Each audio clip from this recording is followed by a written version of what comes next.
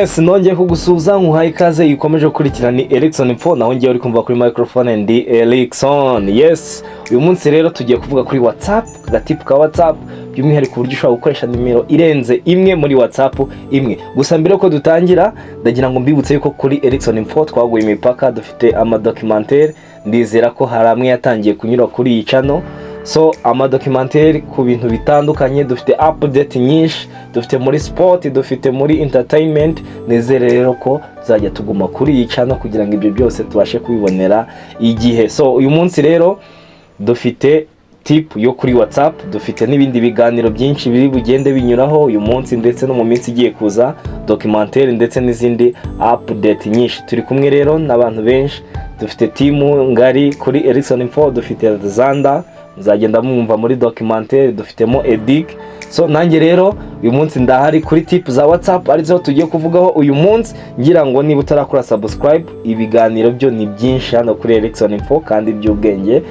Nkubwira ngo banze ukore subscribe, ukore like ku kiganiro, ukore comment, kandi n'ibindi bizajya binyuraho tujye tuba turi kumwe kugira ngo tubikurikirire igihe.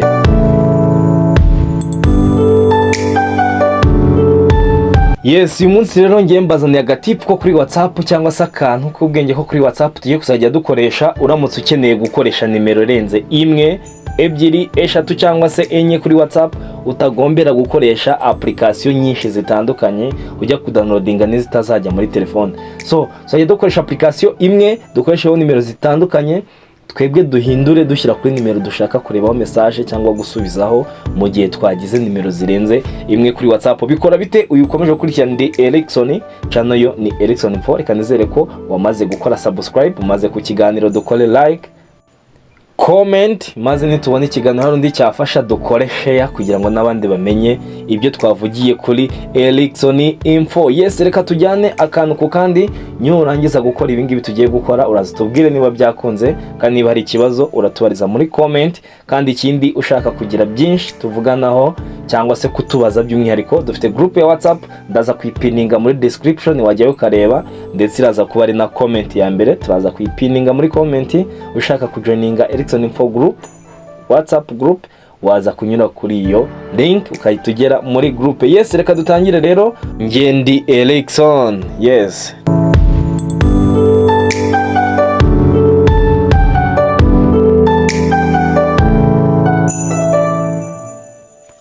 Yes, uyu ni Erikson, channel yo ni Erikson Info. Uyu munsi rero nkuko twe tumaze kubivuga, tugiye gufungura nimero ebyiri kuri WhatsApp, tubikorere muri application imwe ya WhatsApp, bitadusabye ko tujya kudownloadinga ama application menshi.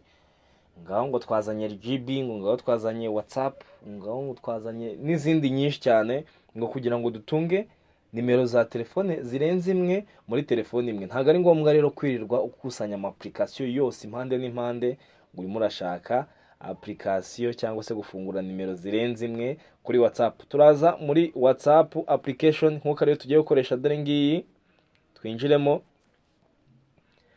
Nitumara kwinjiramo turaza kuza hano kuri utu tudomo dutatu, ndagira ngo twihuta aka kantu tugafungure vuba. Tuze kuri utu tudomo dutatu, ahangaha dukoreho. Nitumara gukoraho turaza hano hasi kano ko option kanyuma ka setting, turaza dukande kuri setting. So nidumara kora kuri setting turaza kubona account dusanzwe dufite dore ngiyi yanjye, ariko kubera ko dushaka gufungura indi nimero ya WhatsApp ndetse muri iyi application tukirimo imbere, turaza hano kuri aka kantu kagasaraba kangaka kari hano mu nguni. Yes, nitumara kugakoraho baranyereka account ndetse na nimero nsanzwe nkoresha. Nindangiza nkore add account cyangwa se mfungure indi account ya WhatsApp, ndaza nkoreho. Yes, dore ngaha rero banzaniyeho gufungura indi account ya WhatsApp.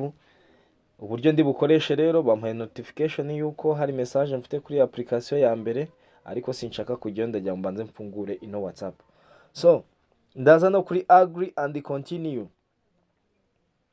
Yes, namaze gukora agree and continue. Nindangiza nandikemo nimero ngewe nshaka gufunguraho account yindi ya WhatsApp. Ubwo nimero ngiye gukoresha iyi ngiyi,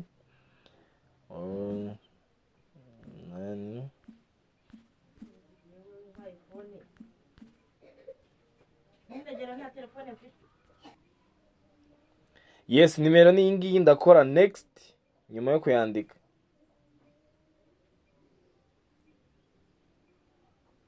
Yes, nimara gukora next bambaze niba hari icyo mpindura kuri iyo nimero cyangwa se ariyo nshaka gufunguraho account ya WhatsApp yindi ya kabiri. Ndakora yes kuko niyo ntago nibeshye. Yes.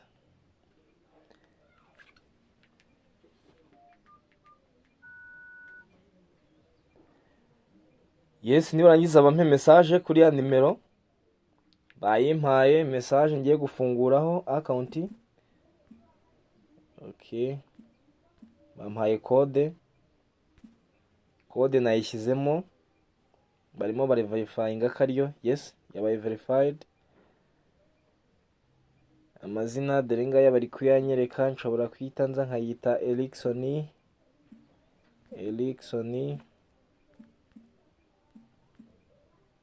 Done, nabisoje. Nkore next. Nimara gukora next ibi bya secure and what, ushobora kubyirengagiza, you can escape here cyangwa se ugashyiramo ibi byose, harimo ama password, harimo uburyo uzajya winjira muri yo WhatsApp yawe, ariko ngenda gukora escape. Wowe ushaka gushyiraho password kuri WhatsApp yawe, you may continue ugashyiraho password, ariko ndakora escape. Kwadinga niba ndi bushyiraho email, ndakora escape.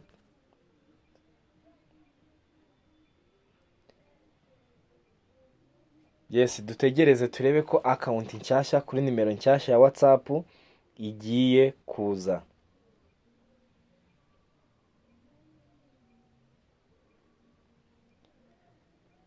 Yes, turategereza.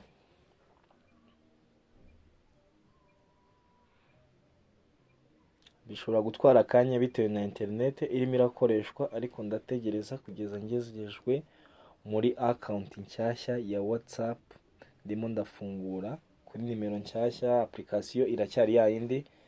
Mu gihe dutegereje, nkwibutsa kureba ko wakoze subscribe kuri Erickson Info, ukareba aho hasi ukahita ukora subscribe. Yes, dore ngizi rero nimero WhatsApp yindi nayigezemo nshyashya. Dore ngaba abantu bo kuri iyo WhatsApp nshyashya.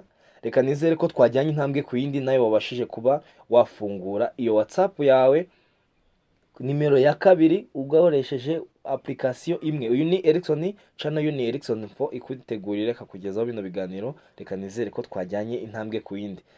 Dushaka guhindura rero ngo tujye kureba message kuri ya account ya mbere twari dufite, uraza ugakora kuri twa tudomo dutatu, n'ubundi ugakora kuri setting, ukaza muri setting, cyangwa se aha hasi handitse switch account, bivuze ngo dufitemo account ebyiri, dushobora guswitchinga kuri account tukahita tujya kuri account ya mbere. Twakifuza kugaruka kuri ya yindi twari turiho naho, tukaza kuri switch account tukasubira muri ya yindi ya kabiri. Ubwo ni uburyo bwa mbere twakoresha duswitchinga account, cyangwa se tukaza muri setting. Urabona ko dufitemo account ebyiri, ubundi kuri ya yindi nise Erickson na namba bakayikwereka uri gukoreshaho. Washaka guswitchinga account ukaza hano ukareba konte ebyiri, bivuze ngo ndi kuri ngi ya kabiri ya Erickson, nshaka kujya ku ya mbere, ndaza mite nkora kuri iyi account ya mbere, ninyikoraho ndahita njya muri WhatsApp ya kabiri. Reka nizere ko twajyanye intambwe ku yindi. Uyu ukomeje gukurikirana ni Erickson channel, yo ni Erickson Info. Niba aka kantu kagufashije, jya muri comment tubwire ngo byakunze. Yes, kandi ubona ari ingenzi ugira kandi abandi ukoherereza kugira ngo nabo bashe kwimenyera ibi tuba twavugiye kuri Erickson Info. Yes, ciao, ibihe byiza. Yes, reka nizere ko wowe tujyanye kuri uyu munota wamaze gukora subscribe kuri Erickson Info, kandi niba utarayikora twizeye ko ugiye kureba aho hasi ukahita ukora subscribe. Yumvaga kuri microphone ndi Erickson, channel yo ni Erickson Info. Reka tubane no mu bindi biganiro, ariko sigo dukore like, comment ndetse ikiganiro ugisangize n'abandi. Yes, ciao.